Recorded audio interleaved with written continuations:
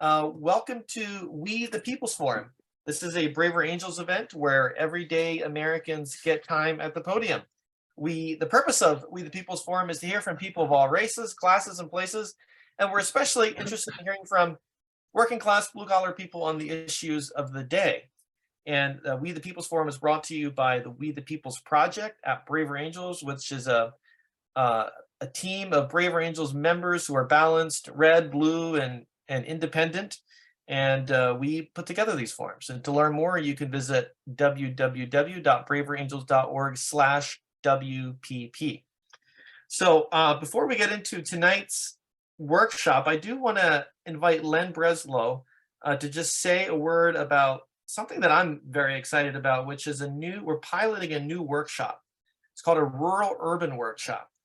And it came out of a We the People's Forum that happened earlier this year when we had two natives of West Virginia, one blue leaning, one red leaning, and they were talking about the hillbillies and what it means to them to be a hillbilly.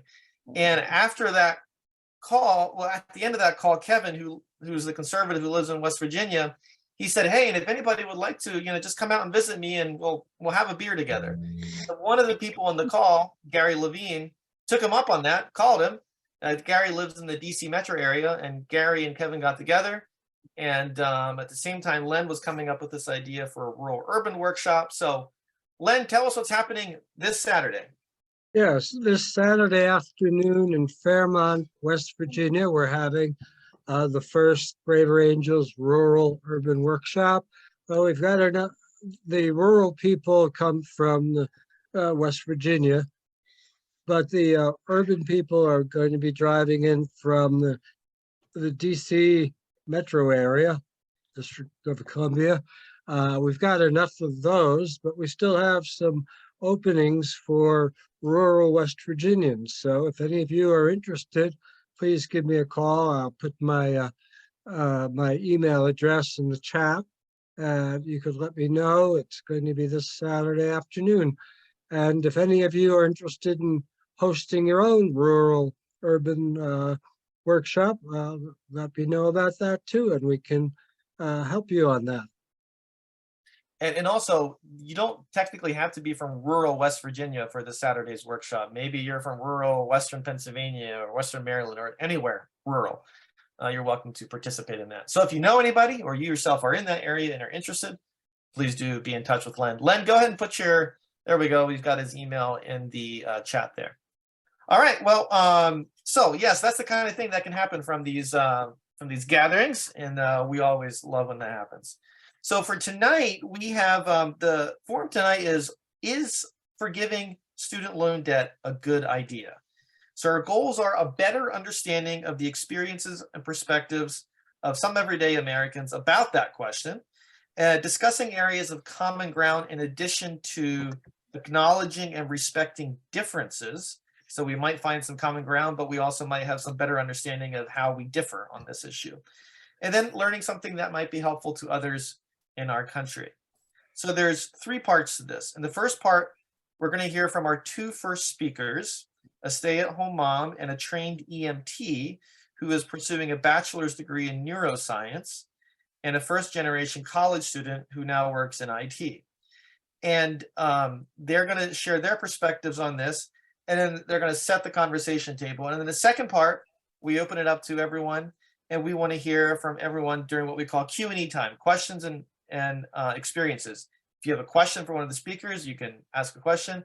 But also, if you have your own response to the question, what is a life experience that has shaped your perspective on the question, is forgiving student loan debt a good idea? Then please share that in 3 minutes. And during that part, we're looking to hear from an even number of people who lean conservative, progressive, or in the middle or unsure on this issue. And so we'll go through that, but we want to hear from an even number of people from across the political spectrum during the open audience time. And then we're going to discuss some areas of possible common ground that we see on this issue. So our ground rules are the same ground rules for all of our Braver Angels workshops. We're here to understand others and to explain our views, not to convince anyone to change their mind. We're here to speak for ourselves and not try to represent any outside group. We want to stick to the spirit of the activities designed for each stage of the meeting. So if the example, if what we're doing is sharing a life experience that has shaped our perspective, that's all we're doing then, even if it means resisting the urge to expound upon our own opinion further. And then otherwise, it's standard stuff that we all know, taking turns, not interrupting others, and being respectful. So just a tiny bit of background on the topic for tonight, and then I'm going to introduce our speakers and we're going to get into it. The topic tonight was inspired by the action that President Biden took, the executive order that he took, the student loan forgiveness program. And of course, as many of you know, that's currently on hold in the courts, and many people think it'll ultimately reach the Supreme Court. Just three basic things to note about President Biden's plan, which isn't the only thing there is to say about student loan forgiveness, but that plan, first, it provides some debt forgiveness to people with federal student loan debt, and below certain incomes. So private student loan debt, for instance, is not eligible for the relief. And then the income thresholds, people with federal loan debts and who make less than the following are eligible: married couples with an annual income of below $250,000, or individuals with an income below $125,000 are eligible. So married couples with an income below $250K or individuals below $125K. Again, this is for people who took out federal student loan debt. They're eligible. And then finally, people with Pell Grants are eligible for up to $20,000 in debt relief. Otherwise, people are eligible for up to $10,000 in debt relief. So now, most of us here, including our first speakers, are not experts on President Biden's student loan forgiveness program, and that's not the point of this. It's not a research, thing on President Biden's student loan forgiveness program. The point of this is to hear from everyday Americans who are affected by this in some way, and to understand how their own life experiences have shaped their perspectives on this. And so that's the angle that we'll be coming at this from. So our speakers, and if we could, one of the Zems, if you could put us on spotlight here, or to put Kylie, myself, and Taylor on a spotlight. Kylie describes herself as an autistic homeschooling stay-at-home mom of 5, and she's currently pursuing her bachelor's degree in neuroscience. She's a trained EMT, and she likes to spend her free time playing online games, playing soccer, reading, and baking with her kids. And she's very passionate about creating healthy discourse and safe spaces for sharing differing thoughts and ideas. And then Taylor Johnson is a first-generation college graduate and works in IT. And she is a part of the Braver Angels Southwest Ohio leadership team. So, Kylie, welcome to We the People's Forum. And Taylor, welcome to We the People's Forum. And Taylor, will get you up here as well on, let me just see here, but let's start with you. Let's start with you, Kylie, and go to you. So give us a sense, Kylie, of the question is, what are some life experiences that have shaped your own perspective on the question about whether it's a good idea to forgive student loan debt? So again, what are some life experiences that have shaped your values and views about whether it's a good idea to forgive student loan debt? And take up to about 5 minutes for this, Kylie. Sure. So I went to an American high school just like anybody else, and was talked to about college just like anybody else in the early to mid 2000s. I attended cosmetology school when I was pregnant with my first child, and had to struggle with trying to balance school, and I was going to be a single parent at the time. I ended up having to drop out of school because I had a very complicated birth, and the amount of time I had to take off to recover prevented me from going back to school, and I had taken loans out for that education, so that made things very difficult for me. I I paid for my EMT education completely out of pocket due to that experience. And I currently, as I'm studying, only take on subjects that I can afford at the time. I'm desperate to avoid taking out any further student loans.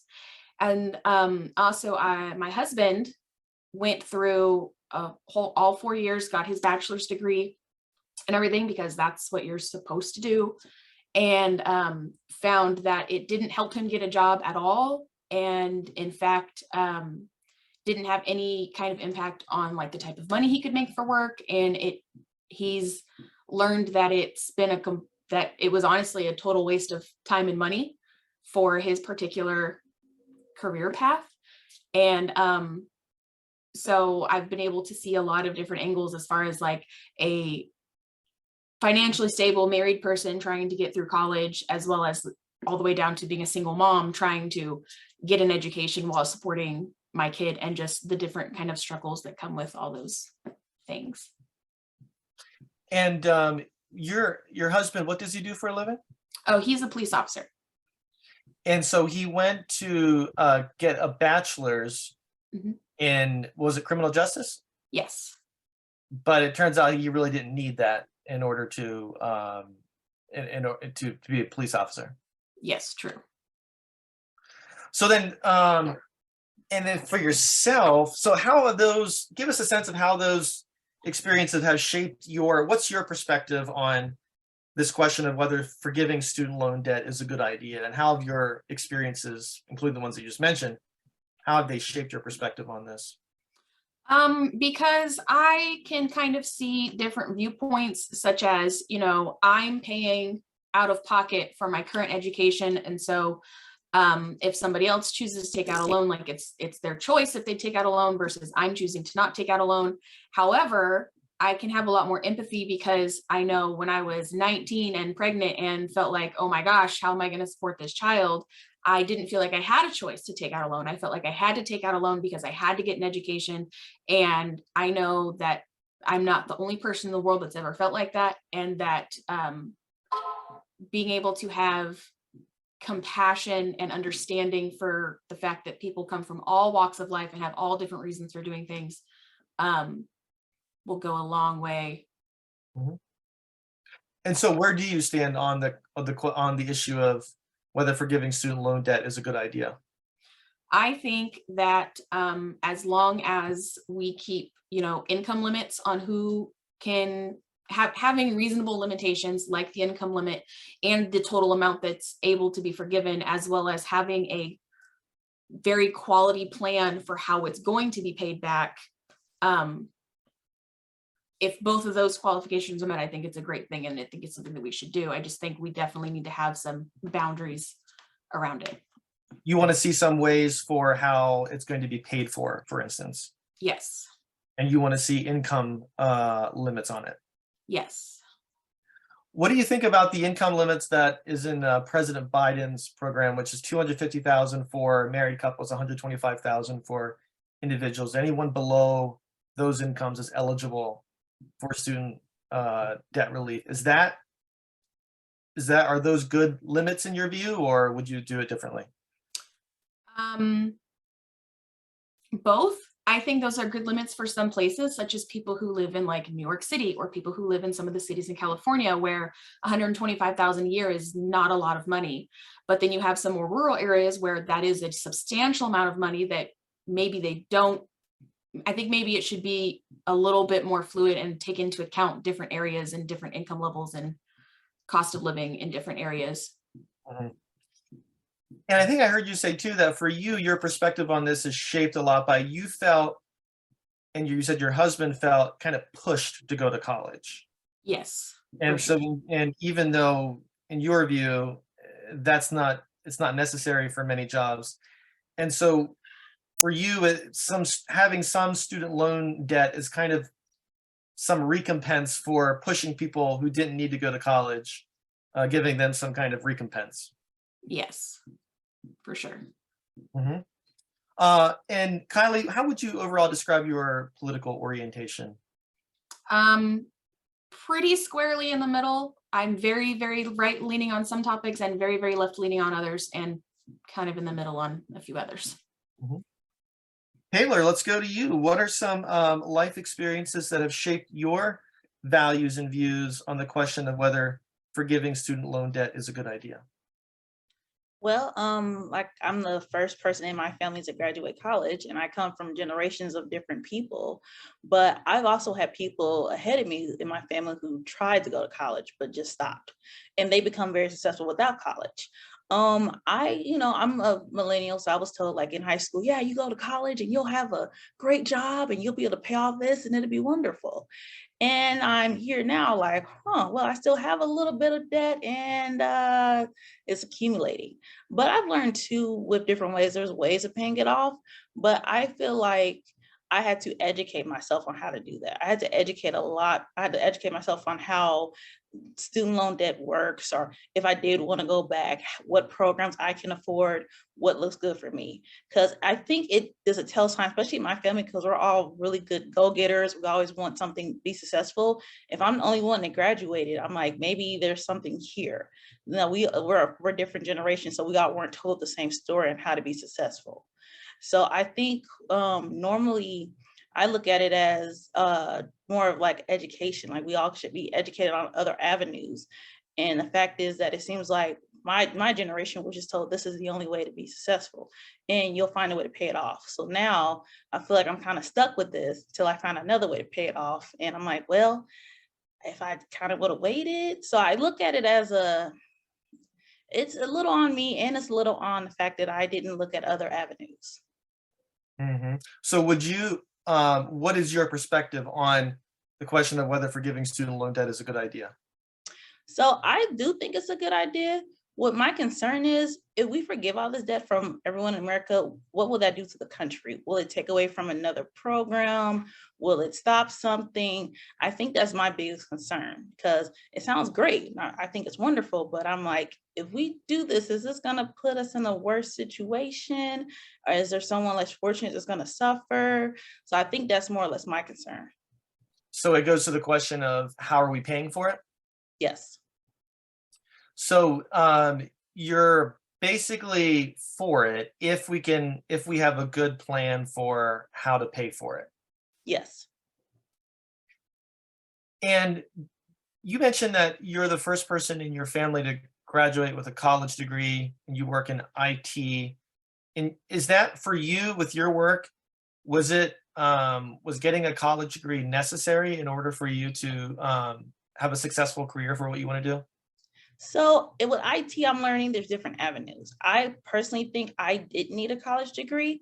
I think I could have been good with certifications because I go for IT from my father and he has certifications and he's very successful. And he worked on an associate's, but instead just went the certificate route and did the experience and did internships where I went the degree route. So personally, I think in my career, I necessarily didn't need it. I'm happy I got it, but I would have been okay without it. So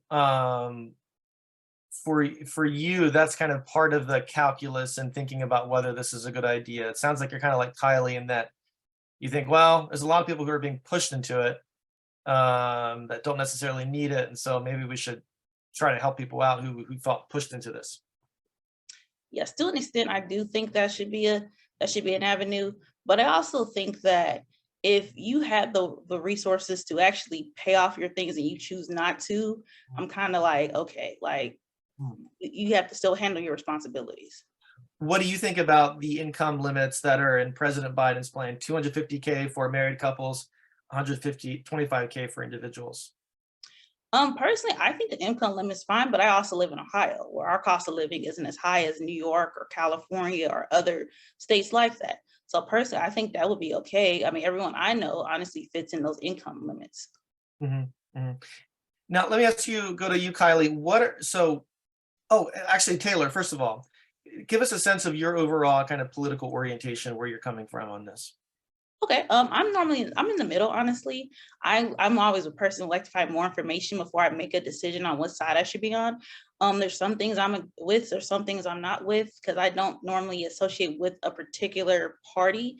I'm more on, let's bring the facts to the table and see what works. So Kylie, back to you. you started going into this was you said you're basically for some student loan forgiveness if we can figure out how to pay for it. Tell us more about kind of your own concerns and reservations about your position on this. What will be some concerns or reservations you have about it? A real big one I have is how could we possibly mitigate people taking advantage of it? Maybe people taking out loans, starting school, deciding, this really isn't for me, quitting, and then not working towards getting those loans paid off, or working towards getting school done and just being like, well, I could always just try and then just write it off and it'll get covered and I won't have to worry about it. I guess that's it. Just people being able to potentially take advantage of the situation. Because as much as I want to believe people do the right thing, sometimes people don't. Gotcha. So you think it could kind of create possibly an incentive to spend money that you don't, to, if this is a program that, you know, will be enacted in the future, then you worry that maybe people don't take seriously the question of, well, I'm spending money on this one, maybe it'll be forgiven. Yeah. Taylor, how about you? Some concerns or reservations you have about your position on this? So I'm worried if we do forgive all this debt, if it's going to take from a program like Medicare, or take from senior citizens, or funds we could be using to help the homeless, because in America we have a big homeless and housing crisis. So I'm worried if that's going to take attention away from those things. And also, I think people abusing the system as well. I'm a little concerned to be like, oh yeah, I went to college for 2 years and I racked up all this debt, but the money didn't technically go to college things. So that kind of has me a little like, okay, like I don't want this to be like everyone's excuse of, hey, we went to college, but we decided we didn't want to do it, and then we used the money for something else. Okay, got it. What's what, Kylie, let me ask you this. What is an area where you think that people from different sides of this issue, from conservative to progressive, what are some possible areas of common ground that you see on this issue? I think the concern about payback is a huge one. I think both sides are would be concerned about how it would be paid back. Are we going to just increase the amount of taxes that Americans pay? Are we going to, again, like take from something else? Are we going to pull back on something we shouldn't be spending on? I think in general, both sides could agree that we shouldn't be taking from, you know, say families that are on food stamps, or like Medicare, or people that like legitimately are needing help in programs that are actually helping people, that we should be taking from other things. Like maybe one thing I see both sides agreeing on a lot is that politicians are paid way too much money. So maybe that could be something people would agree on, that, hey, these areas, we don't like that we spend this much money on these areas, so we can pull back there, but let's leave these areas alone. Yeah. Taylor, how about you? What's some areas of common ground that you see? What I'm seeing is it looks like people are trying to make sure it's actually a laid out plan that's realistic. Both sides seem to be on like, we can do this, but we need to do this reasonably. And we want to make sure that it's not going to take from anything like that's going to hurt anyone else, or it's not going to put us in a worse situation as a country. All right, well, let's open up this conversation at this point. And so what we're going to do now is invite people here in the audience to get in on this conversation. So Q&A, questions and experiences. If you have a question for one of the speakers, just raise your hand. You can ask a question. Or if you have your own response to the first question that I ask each of them, which is, what is a life experience, or what are some life experiences that have shaped your own perspective and your values and views on the question, is it a good idea to forgive student loan debt? And if you do have a comment, you want to share an experience, raise your hand and do that in up to 3 minutes. Now, before you start raising your hands, just a housekeeping thing. You can either just raise your hand and we'll call on you, or you can also chat to our Q&A manager, Martha Brown, and you can give a preview, give like a 1-sentence preview of your experience that you want to share, and also where you're coming from. So that's the other thing. If you're raising your hand or if you're chatting, if you're raising your hand, just rename yourself to indicate whether you lean conservative on this issue, whether you lean progressive or liberal, or whether you're in the middle or unsure on this issue.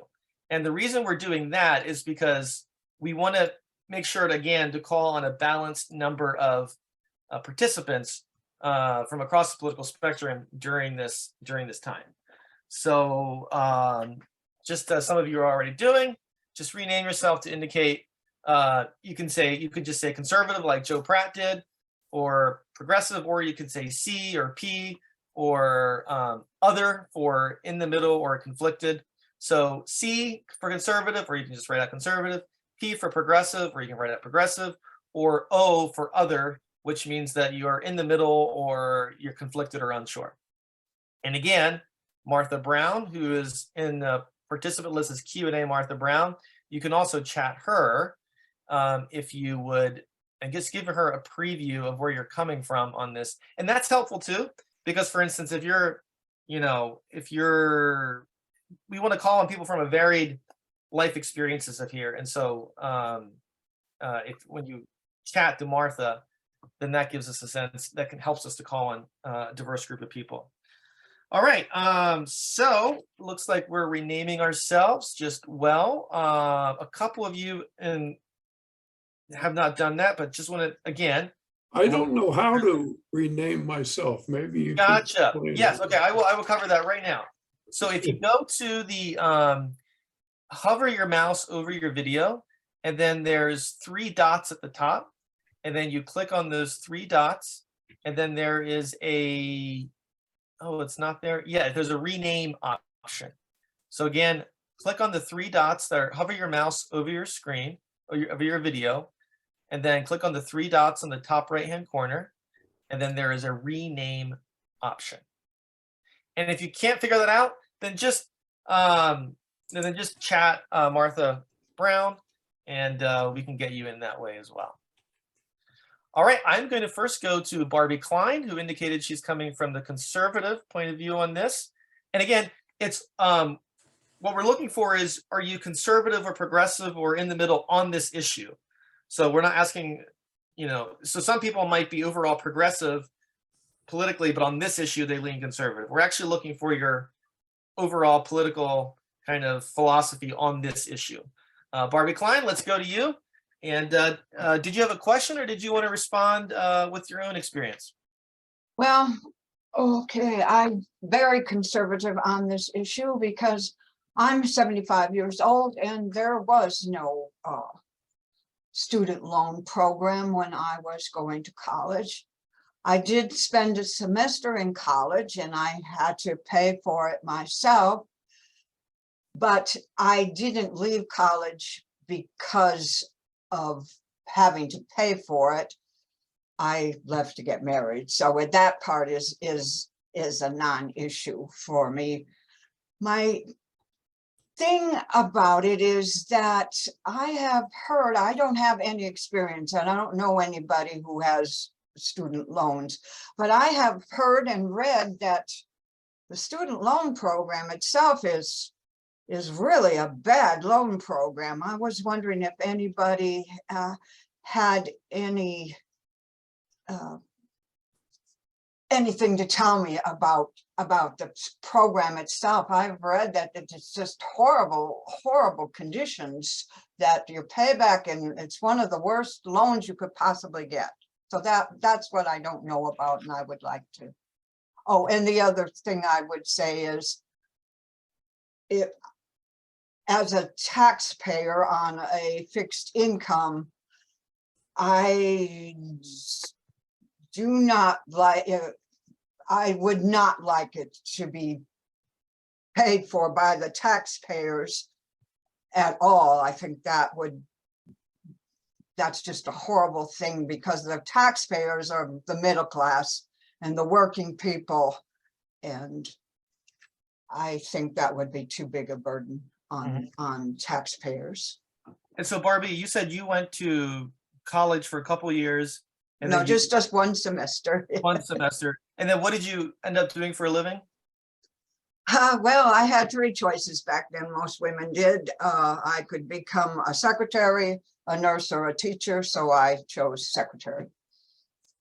And then you No way would I be a nurse, and I had to complete college to be a teacher. and then I think knowing you, I think you went eventually into you worked for the post office, is that right? Yes. Yes, So I you did. spent a lifetime working for the post office, and you would not like to see your taxpayer dollars go to pay for somebody else's student loan forgiveness. Right. But I would also like to hear about people's opinions about whether it's what kind of program it was that was established by the government, because I Okay, don't the federal really student know. loan program. Okay. Yeah. Yeah. So yeah, if anyone has experience with the federal student loan program and that's been a good experience for you, it's been helpful or whatever, we can weigh in on that as well. All right. Let's now hear from let's go to Jesua Barbosa, who leans other on this issue. Jesua, go ahead and let's get the spotlight on you and go ahead and speak up.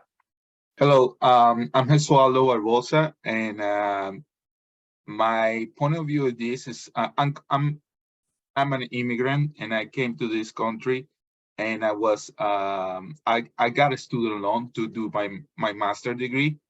So my point of view of this, we can talk about giving this money to pay the student loans back to anybody, but the root of this problem, I believe, is the system. The system came up from the schools, how much they pay, how much they charge for tuition. I think it's incredible. This incredible amount of money doesn't reflect the how much they charge for that. So I believe we can give the money right now, but the next generation is gonna have the same problem. So if we are not attack the root of the problem, that's the school tuition, I believe this thing can grow more and more for any generation that come behind. Mm-hmm. So you see it as what's your perspective? Is it a good, do you support the plan that President Biden has put forward, as you understand it, the student loan forgiveness program? I think for some people, my point of view comes from what some people say is not fair, because they already pay back their student loans, and they will say, okay, what's going to happen with me? How I benefit from this, right? Other people, other people that right now are saying, well, $10,000, $20,000 is a little bit for $100,000 that I own, but it's not that much. So for me, we'll say, okay, again, if it can be help for some people that are really struggling with these student loans, that really did not graduate, for example, and they cannot even buy a house, right? Because they don't have they cannot make the monthly payments. Okay, we can help these people, but again, the root of the problem is right now, 18-year-old is in the school with $100 blank check for them to spend. So again, my experience comes from somebody who came out of the country, got into the system, but I was smart enough for when they give me the blank check, don't go and spend it all in the school tuition, or in the in the school system, because I say it's the system. For example, when I went to school here in the University of Maryland, I remember these kids take the student loans for buying new books, for example, and the same books you can get it overseas for half of the price. Mm. Or take that money to pay the rent in the campus, right? Because some of these college have you can live in the campus, But I remember that in the campus they have swimming pool, they have they have gym facilities, they have many things, amenities that for me that's not the important thing for I see. Yeah. for the school. So you would like to see the money spent, in your view, it's not being spent as wisely. We have to address what you see as the root issue, which is the high cost of tuition in higher education. That's correct. All right. And thank you. And what is it that you do for a living now? Right now, I work for a company here in Maryland that do social research for health programs, and yeah, I use Right. my master degree to work on that. Great. Well, thank you for your perspective. And I want to go to, okay, I'm looking for a progressive perspective on this now. Bob Fontaine, Jet Verts, and are one of you coming from a progressive perspective on this? I am. Yeah. Okay, Bob Fontaine, go for it. Okay, can you hear me okay? Yes, loud and clear. Okay. First of all, I want to point out something of what Giswaldo said. I really agree with him. I think both Kylie and Taylor made some very, very good points on setting parameters. I've had a lot of schooling.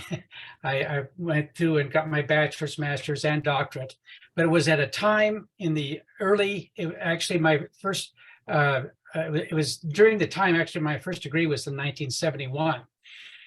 I remember the first semester, I paid $50 per semester, and that was for the first 2 years. Each semester, books were under $50, so I could obtain a full semester of schooling for under $100, both tuition and books. Now I'm 75 years old. I was able to work my way through college and study fairly easily. It's impossible for students to do that today. Completely impossible. The university that I went to that cost me under $100 books and fees per semester now today is between $8,000 and $10,000. Actually, it's probably closer to $10,000 with books per semester. That's what students are faced with today. So I have a tremendous amount of empathy for this whole situation of the debt. Now, at the same time, Kylie and Taylor have really made some good points in that we do have to set parameters. And I favor what the president is pursuing. I think we do have to be very careful of avoiding either extreme, that is paying off everything, which is an extreme, or doing nothing, which is the other extreme. So I definitely lean progressive out of empathy for students for so many years now and into the future. They're going to be faced with these exorbitant costs, and I don't know how they're going to get down. There might be some ways we can handle that. I know some states have, through the first 2 years of college especially, being relatively inexpensive or free completely. But anyway, bottom line is we do need to address student debt, and we do need to set some parameters. And I think especially some of us older folk on here need to remember how cheap it was when we went to school, and it's just not the same today. All right. Thank you, Bob. And by the way, I can't help but admire your lovely desk back there. That is a beautiful desk you have. Thank you. My grandfather was a carpenter who built desks like that, so I always admire those. Let's go. Okay, let's go to Jet Verts. Jet, you had indicated in the chat that you lean conservative on this. So did you want to share your perspective on what's a life experience that has shaped your perspective on this question of, is forgiving student loan debt a good idea? Yes, I'd like to give you just a quick background. I immigrated from Korea. I was an orphan living in Korea, and I came here when I was 11 years old in 1959. I'm 74. I'm close to other guy just spoke. My educational background, I got my bachelor's degree at master's in computer science and master's in MBA. I went through the whole thing, and I paid for everything. Yeah, I did have a little student loan in the undergrad, but I pay back everything that I owe by joining service. When I joined the service, they took away 6% of my student loan for every year I serve, and that helped, okay? So my position is a conservative position, and that is that taking out a student loan, like any other loan, is a personal responsibility, okay? We live in a country where we value personal responsibility. We have personal responsibility to make sure we do not hurt other people, okay? We don't go and crash cars into other places, okay? Same thing, we borrow money, we understand that we pay back and we should pay back, okay? So we give student loan forgiveness. What about those credit card loans? What about the mortgage loans? What about personal loans? There's all kinds of loans. So where do we stop, okay? I think we should really look into personal responsibility. However, there is one other thing that I'd like to think that we should really look into, and so a couple of people mentioned that here. We need to look at the root cause of people having such a high student loan, simply because universities and colleges are just encouraging people to take out loan so they could continue to operate their universities at high expense, okay? We need to really go and figure out what's going on and how to control the cost so people today don't have to go to school by paying $20,000, $30,000 per year. And we need to bring that thing down. I think if anything, we should be working to get to the root cause of why people are getting high student loans and try to resolve that, rather than just forgiving and forgetting about the personal responsibility that we all have. That's my position. All right, thank you so much, Jet. And I want to now go to youth in government. I think that is not your name, but you will tell us your name. And it looks like you're coming from a place that's in the middle on this, so go ahead.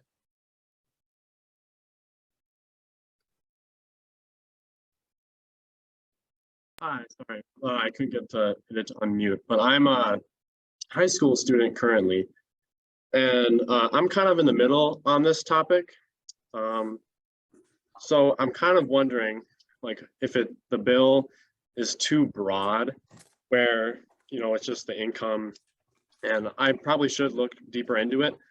But I like what I think it was what Taylor and Kylie were saying, how in different areas the cost of living is different.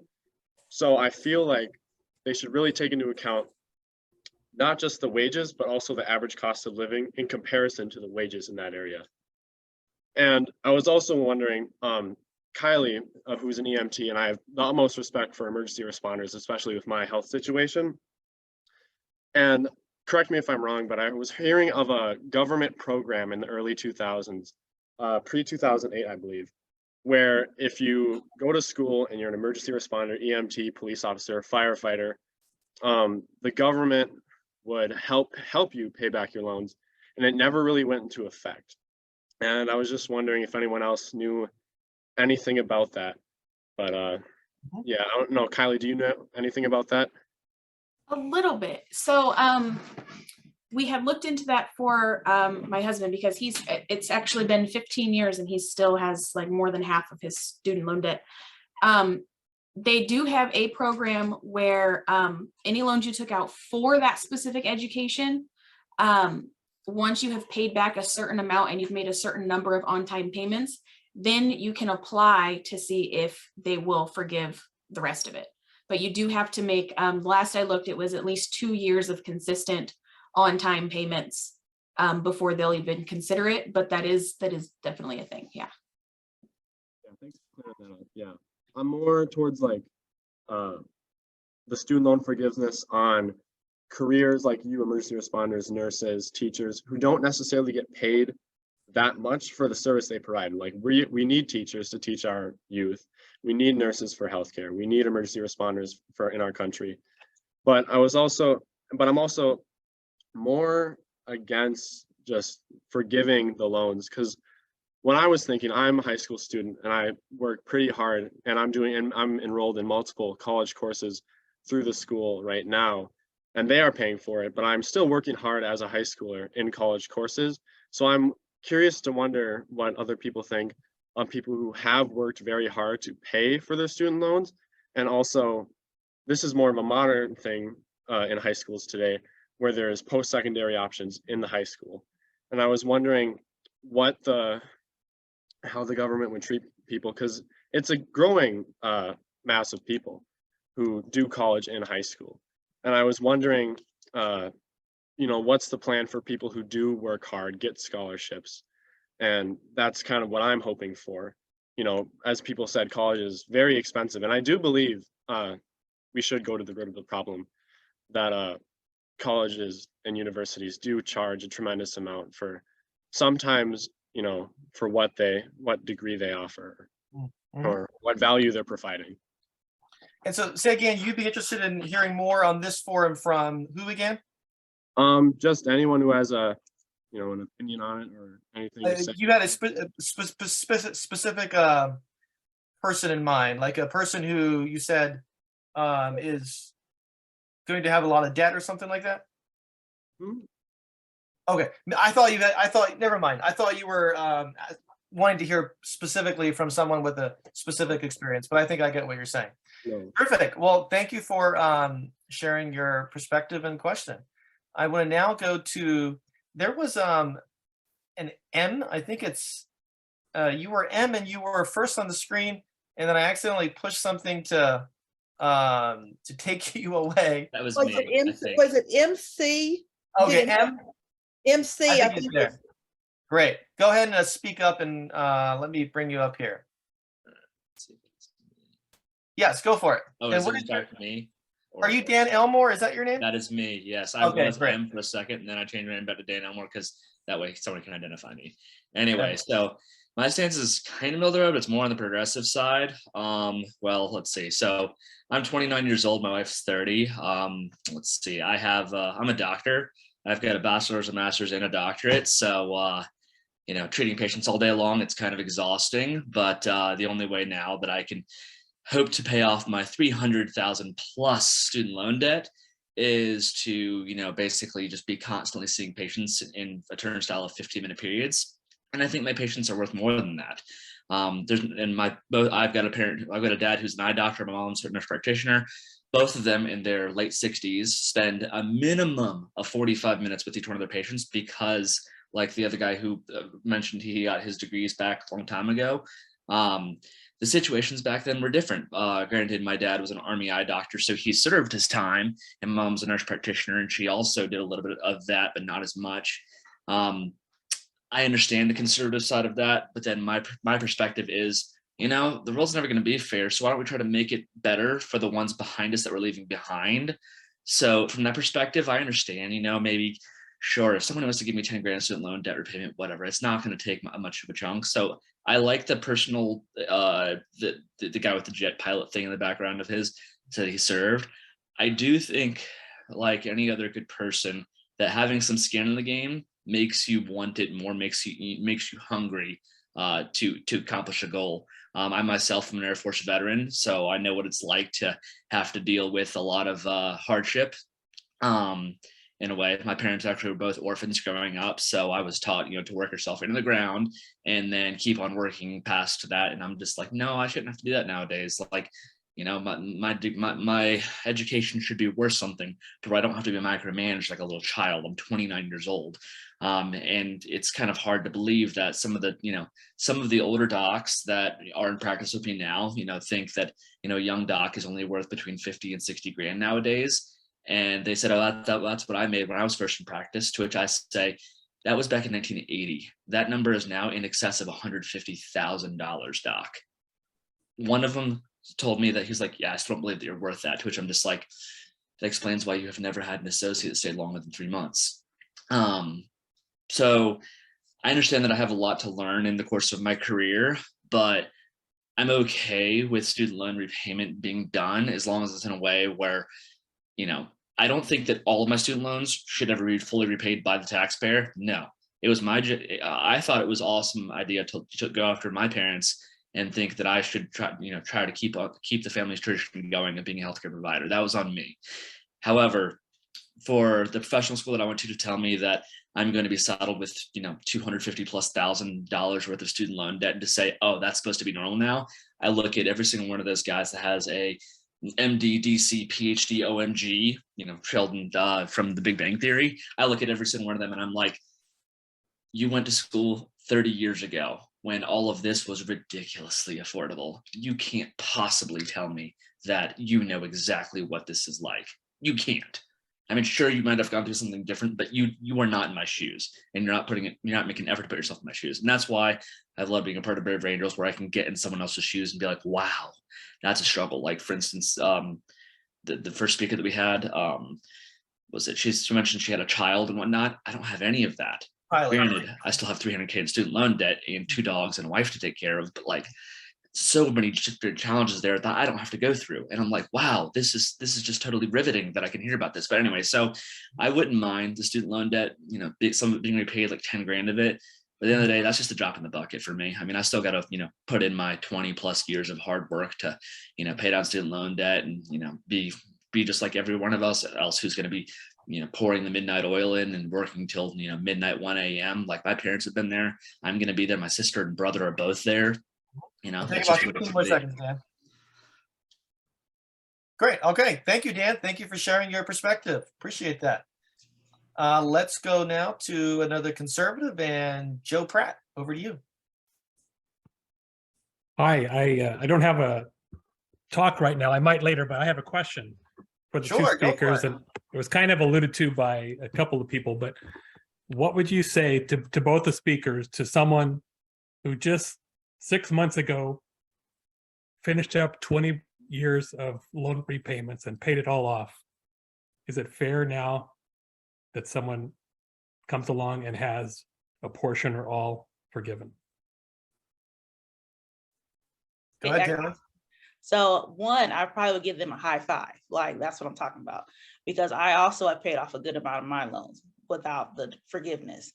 Two, that's interesting. One, I would probably ask them, how did you do it? But I honestly would feel bad, because I'm like, why? They worked hard to pay their stuff off. Why shouldn't I? I don't feel like, now I feel like, should I deserve this loan repayment? I mean, because they put in the work. They, just like this, the guy before us, Dan, they put in the work. They put in the hard times to get to this point. They should see this as achievement. And then the next month, oh yeah, like everything's forgiven. They probably looking at me like, how could you? I'm like, I know, I'm with you. How could we? So honestly, I think I would be upset with them, but I'll also be like, well, how is this going to work out for all of us? How about you, Kylie? So I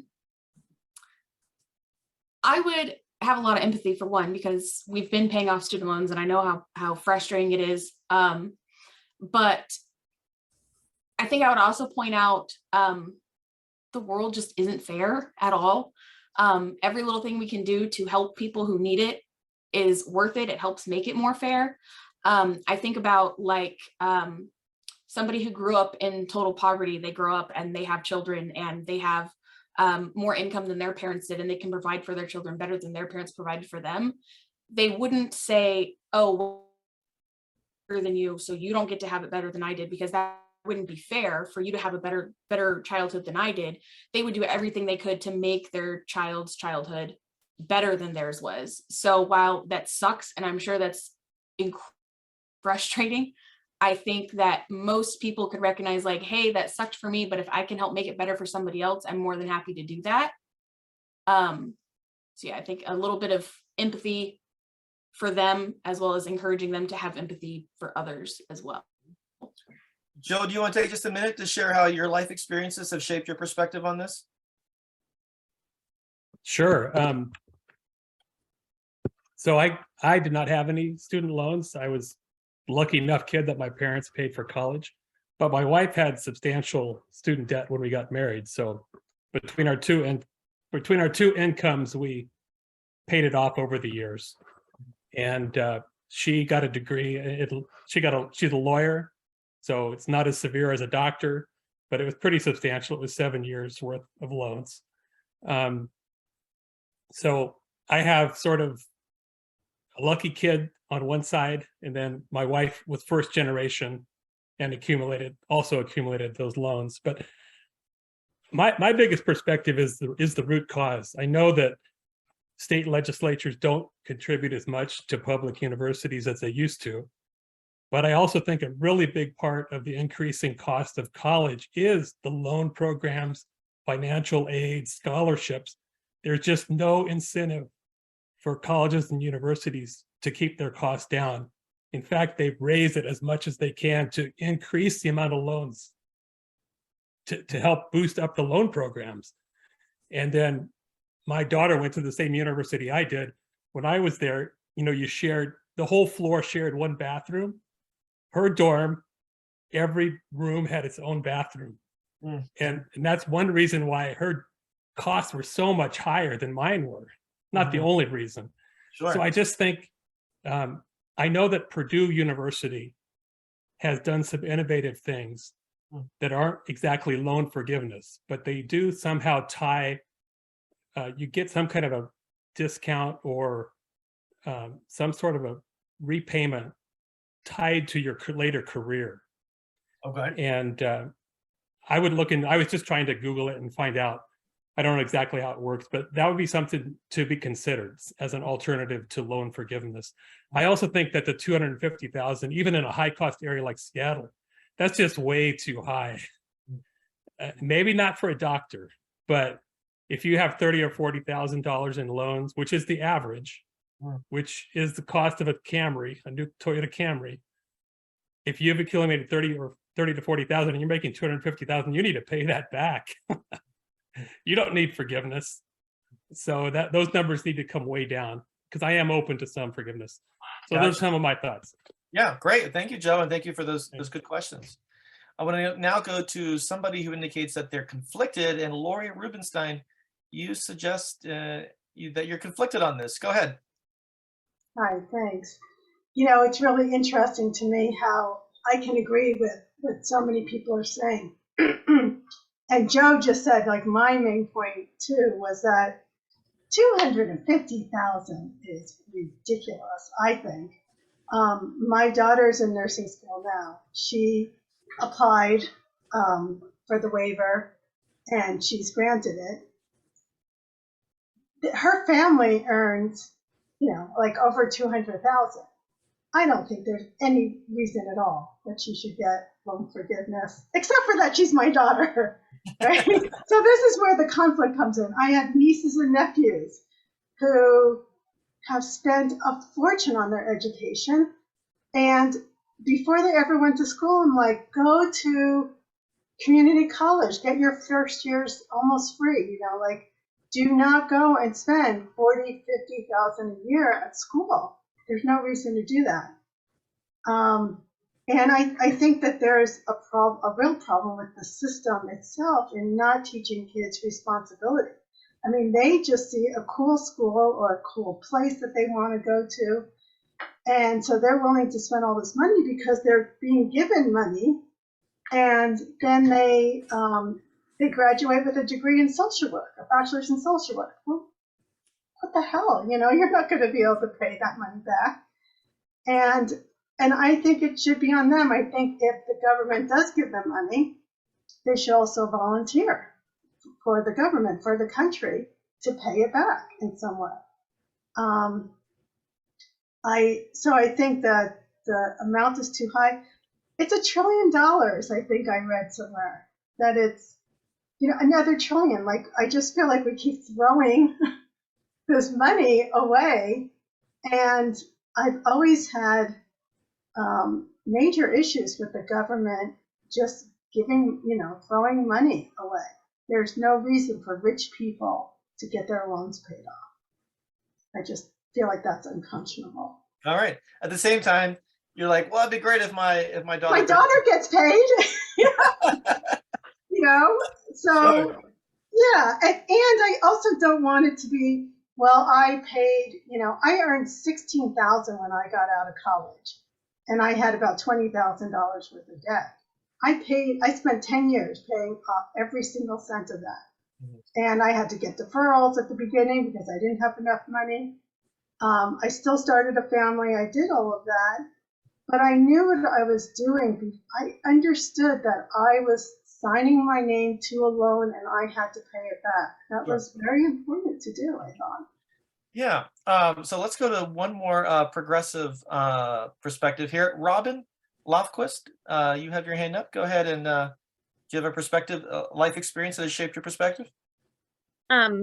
This doesn't come out of my personal life experience so much as my nephews and nieces are all at the age where they're just going through college and finishing up, and some of them are coming out with a lot of debt. One thing that makes a huge difference to me is that student loan debt, unlike every other kind of debt in the world, in America, cannot be discharged through bankruptcy. Our society is capitalist. We like people to take chances. We like them to invest in themselves and in their ideas. And to me, when a student takes a loan out, they're investing in themselves and in their future. And it's society's benefit that they do that. But every other kind of investment, if it goes belly up, doesn't work out, you can declare bankruptcy and have your loans modified. That's not true of student loan debt, and I don't understand why it should be different. And given that it is different, I think in some cases it should be forgiven. My question is for Jet and some of the other speakers who were concerned about people taking advantage of it and concerned about individual responsibility. My question is, does the fact that that student loan debt can't be discharged through bankruptcy make any difference to your point of view? Jet, let's bring you back here. Do you want to respond to that? Yeah, I have a response. First, I want to answer one of the questions one of the person asked about. Jet, I do want to invite you to respond specifically to Robin's question here. Okay, Robin's, yeah. So way I look at it is a personal responsibility that you have to fulfill. I mean, that's our obligation. And bankruptcy, yeah, I suppose I could. I don't see why it is not included as part of the bankruptcy. Perhaps it should be. I am perhaps open to that. However, I did notice that when I Google about the military, if you serve in military, they will give forgiveness of student loan, provided that you re-enlist. They forgive up to $65,000. And every year you serve, they take out 33, every 3 years you serve, they take out 33 points. One could actually serve the country so you could work out your debt.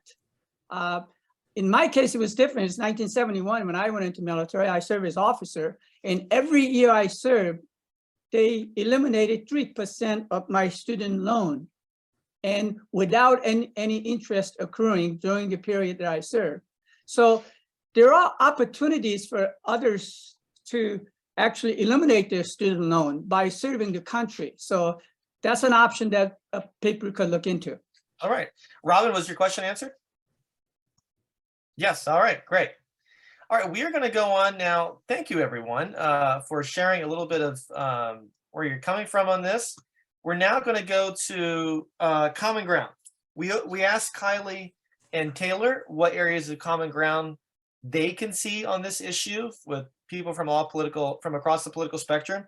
I now want to ask you all out there. So if you could just put your hands down because we're starting a new question here. And the question is, what is an action that you would support and that you think people on the other side might support on the issue of student loan debt and any possible student loan forgiveness? So the general topic of addressing student loan debt and possible student loan forgiveness, what is an action that you would support and that you think people on the other side might support? So it's not just something that you support, but it's also something that you think could garner common ground support from the other side. So if you could, we want to hear from a couple people across the political spectrum on this specific question. And I see James Davis. Do you have your hand up for this question, common ground? James Davis, you want to speak to this question about common ground? No, not on this one. Okay, so I want to make sure that, let's see, we're getting some noise here from somebody. Let's just go ahead and mute that person. I want to make sure that, let me see, I want to see, Stacy T, do you want to address this question of what's an action that you would support and that you think people on the other side might support? Yes, Great, and which perspective are you coming from, just so we can keep track? conservative. Great, go for it, Stacy. Okay. Thanks everyone for all of your comments. I think overall we all agree empathy is an important part of all of this. So I think that's important. I personally have struggled ever since this program came out. I don't understand why this program is coming out with all the problems that we have in the world. So I'll just start with that. Homelessness, mental health, medical costs out of control, all the things that are happening with people in the world. I'm just still very shocked that we're focusing on helping college educated people. So I am still confused about that. However, I'm also a common ground person, which is why I'm a part of Braver Angels. And I do believe that in order to make any change, whether it's to change what's currently happening with loans and the university costs, you have to agree to something. Why can't we at least all agree that the interest payments, we can talk about interest, not paying off someone's entire school loan, do something that maybe everybody can get on board with. In the meantime, trying to proactively figure out what we're going to do going forward. But the interest payments on these loans, I think that's something we could all jump on board with, maybe discuss. Is there a way that a percentage of that gets paid off? So that was just my comment, that if that's maybe a way for us to come to some kind of common ground, if people really believe this is something that should be something to discuss. All right, thank you. Thank you, Stacy. Let me go to Alex Wiesenfels. Alex, what's an area of common ground that you see on this? I think that it would be interesting if we could agree on making the loans a bit more like actual investments, because with an actual investment, you figure out what you expect the return on investment to be, and sometimes you do have to just write it off. You'd have to say, okay, we don't expect to get this money back. So it would be interesting if we looked at the degree that somebody got the loan for, and we say, okay, here is how much we expect them to be able to make with this degree in this location, like where they're at. And then we figure out, are they going to be able to pay that back? How much is this degree going to be worth to them? And then we figure out, okay, are they going to be making enough to pay this back and still get the career rewards that they were expecting to get when they took out the loan? Or are we just going to have to write off the investment in this person, and then nobody has to worry about that anymore, in theory? Because there's actually some alternative methods for learning coding. I've never used one, but they have a similar program where instead of having a fixed cost, you would just pay a fixed percentage of your income back to the coding school. So I find that's an interesting way of doing that. Okay, all right. So you're looking at return on investment, basically, when thinking about forgiving student loan debt. Right, and treating it like a regular investment, like other people mentioned. All right, let's go to Risa. Risa, what's a common ground point that you see? Well, I definitely a common ground, because I heard it from the first person whose name I forgot, because the first thing that popped to mind was interest rates. Like, that is so problematic. And I heard so many people talk about the systemic problem around student loans. And that's definitely part of the systemic problem we have. I like the idea I heard from Alex, which ties to one of my thoughts about, the amount people pay back. Like, one of the things that a lot of people talked about the amount of student loan, well, how much people are paying in housing now is so much greater than it used to be. And so, it used to be, I know when I was getting my first apartment, they said, don't pay more than 30% of your income. And so like, what if we had a percentage of income that people had to pay back? And so I think there's some, I'm hoping some common ground things there. Okay. Let's go to Derek Hughes. Derek, you're up.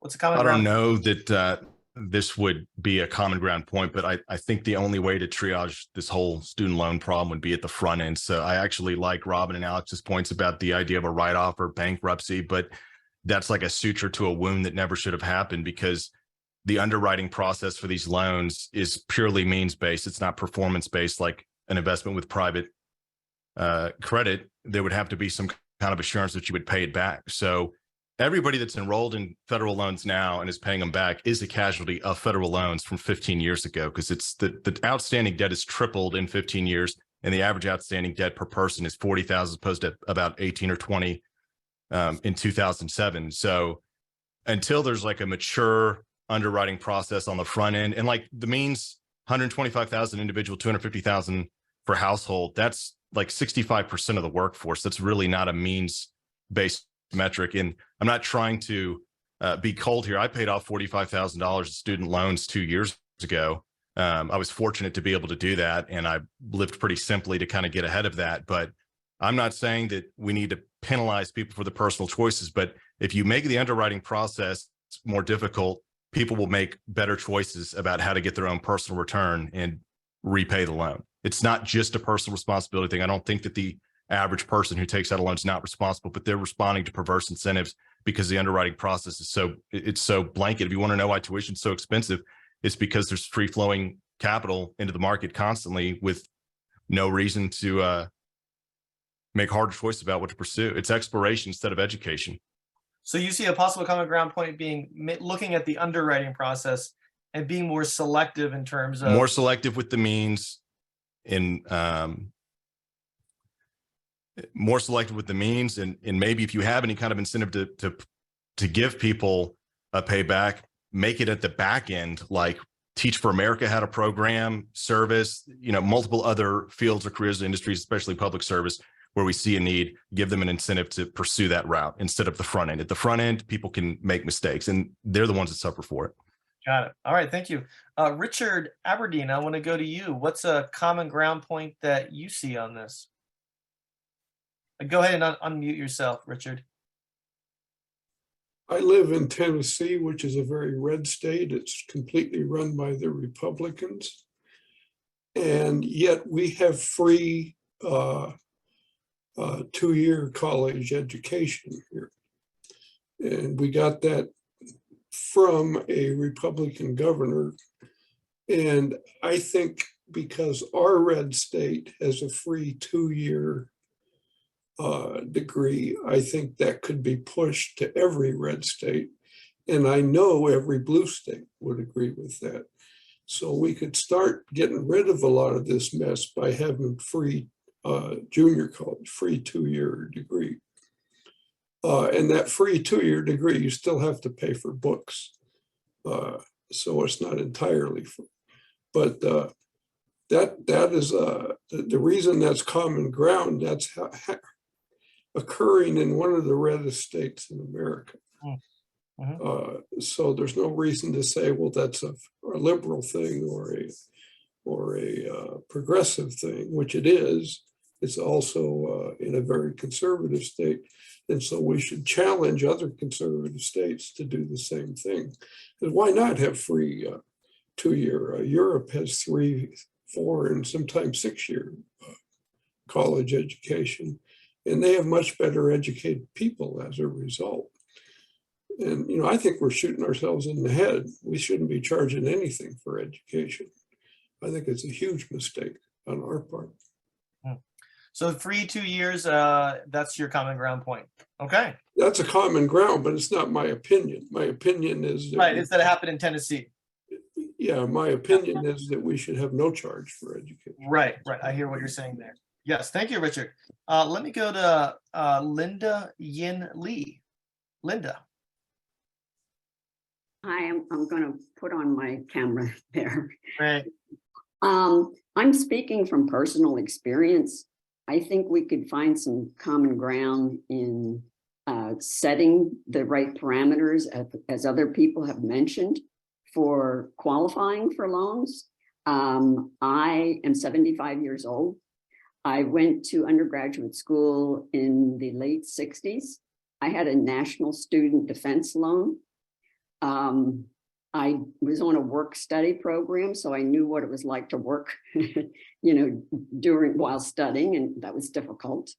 And I had partial scholarship, but I did have some forgiveness, and because I went into a field where they wrote off a certain percentage. I went from undergraduate to graduate school, and with a couple of years in between, and I came out on the back end as an occupational therapist. So I worked in a school for special needs children, and luckily it worked out for me. It wasn't easy. There's no way I could have gone to college without that kind of help, because my family just couldn't afford it. But I don't know the exact reasons you had to qualify, but I know it was family income was a big one. And I came out with a lot of debt back, today it doesn't sound like a lot because of, the dollar amount is way higher, but back then it was. I didn't pay off my debt until I was in my early 40s. But I do think that we could find some kind of agreement about forgiveness around some kind of service, whether it's service to the government or public service or whatever, and also setting the right parameters. And I think there have been some really excellent points made here by a lot of people. All right, thank you, Linda. And I want to now ask Apple if you could put the evaluation link in the chat. We wanted, if you could, everyone, just copy the link you're going to see in the chat there. This is our feedback form, and please do fill that out. Give us a sense of your perspective of this conversation, and just copy the link and then fill it out later. But or you can fill it out now while we're finishing up here. What we're going to do is we're going to finish here by asking what you're taking away from this conversation. But we also have a poll, and for the poll, I want to invite Hank Fay to take the microphone. Hank, over to you. Thank you very much. I'm going to share a QR. I've shared in the chat a link to the poll, and I'm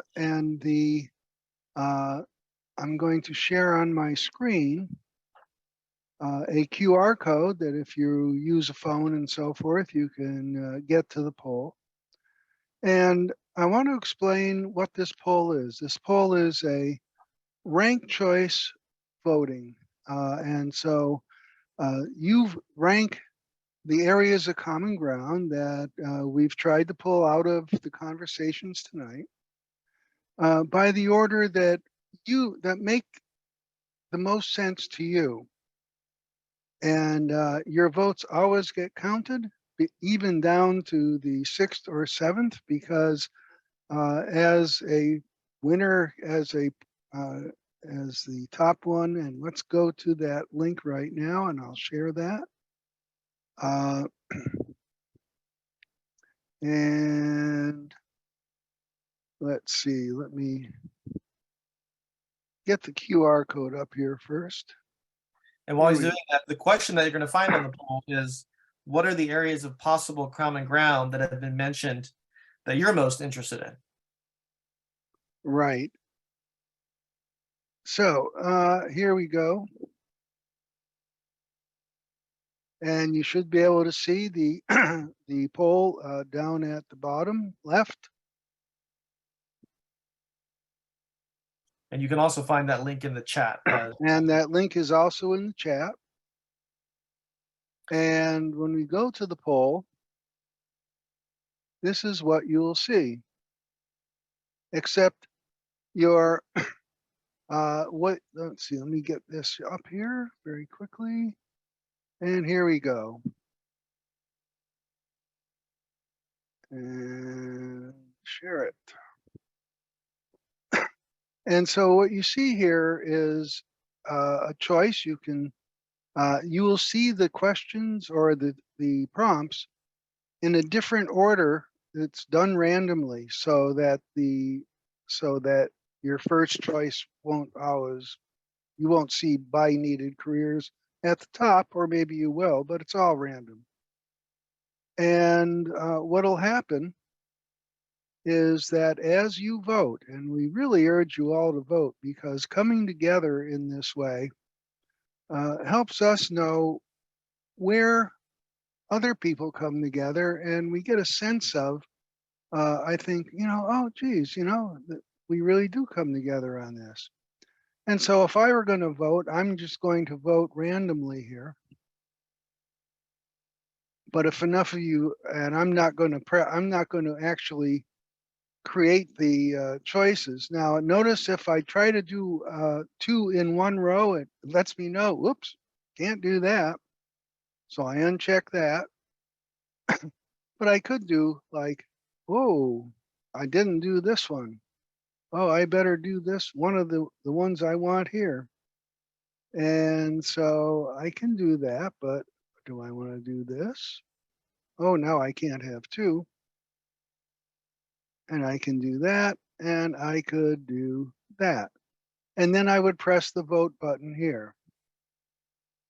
And like I said, I'm not going to do it, but we're going to have the results, and we will show the results before we leave at the end. Great. David, I'll turn it back to you. Thank you, Hank. And so just for those of you who are new to Braver Angels, this is a forum by Braver Angels. The purpose of Braver Angels is to do what we did here tonight, which is to come together and discuss our differences, see if there are areas of common ground, and try to build relationships with each other. And the point is not to change our minds on our views and our politics, but to bridge the partisan divide and to try to find solutions where we can agree. And to clarify the areas where we can't agree. So if you are not already a part of Braver Angels, I invite you to join, become a member, braverangels.org/join. And, we have a really important convention coming up next July 5 through 8 in Gettysburg, Pennsylvania.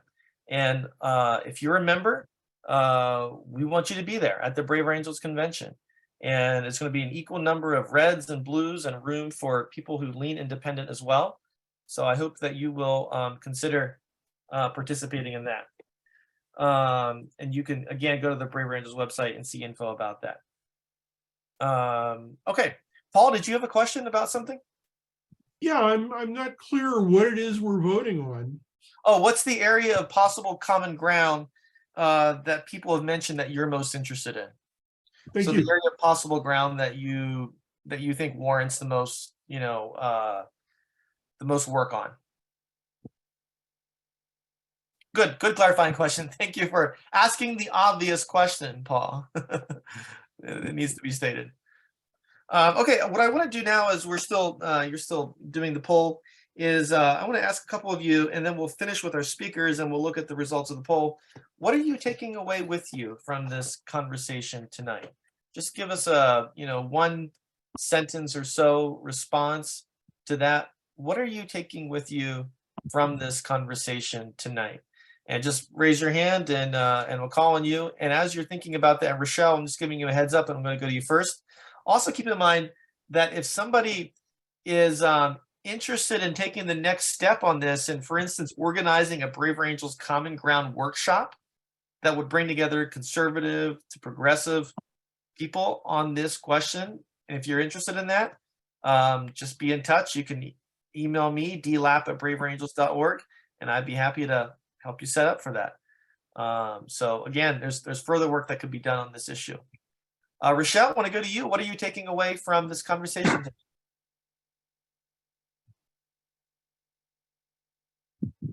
Go ahead, Rochelle. Go ahead and unmute yourself. Here we go. Sorry, thought I did. This is an interesting topic to me. I'm a single parent that's co-signed about $80,000 in school loans. And $10,000 of loan forgiveness right now would make my life quite a bit nicer. But what I'm taking away is there's consequences to student loan forgiveness. And I agree with some of the speakers who said that we would want to mitigate the consequences of that. But I guess I'm still feeling that the bottom line is college is way too expensive. Not everybody has the opportunity to do 2 years of free school. Not everybody has the opportunity to do post-secondary education opportunities because not every public school offers that option. And so I think that there was a lot of good points made today. And it's a fascinating topic to me. And I just appreciate everybody's input. Thank you, Rochelle. Let's go to you, Lori. What are you taking away from this conversation? That really the best way to invest in our future is to invest in the kids going to college, and that the student loan repayment for wealthy people really isn't the answer to that. Let's go to you, CG. What are you taking away from this conversation?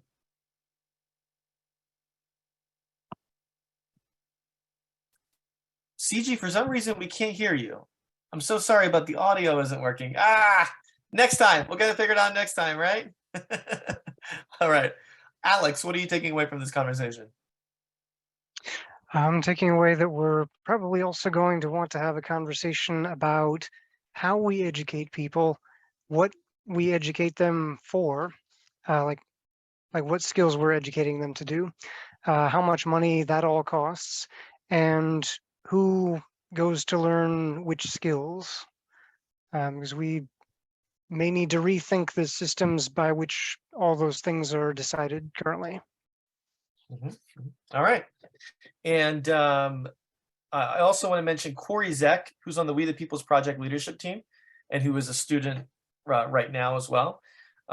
Corey chatted me to say that her fellow Braver Angels member Janelle Burke and her are going to be planning a follow-up event about this for people who are interested in pursuing this topic further. And so we'll be sending an email communication about that. Let's go to results of our poll. Hank, what do we find?